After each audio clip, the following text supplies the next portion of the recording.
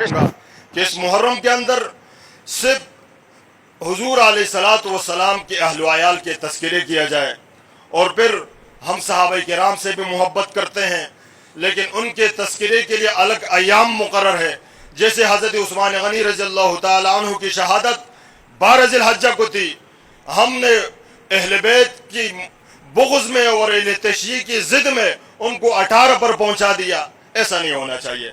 इसी तरह हज़रत उमर की शहादत बहुत बड़ी किताबों में 26 या 28 ज़िलहज्जा है।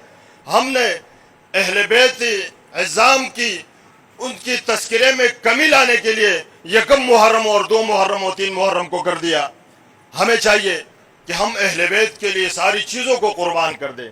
जिस तरह सहाबा किराम ने अपनी आज़मतों को पैगम्बर और उनके अहले बैत के लिए कुर्बान कर दिया था, आज भी हम अपनी सारी ज़िंदगी को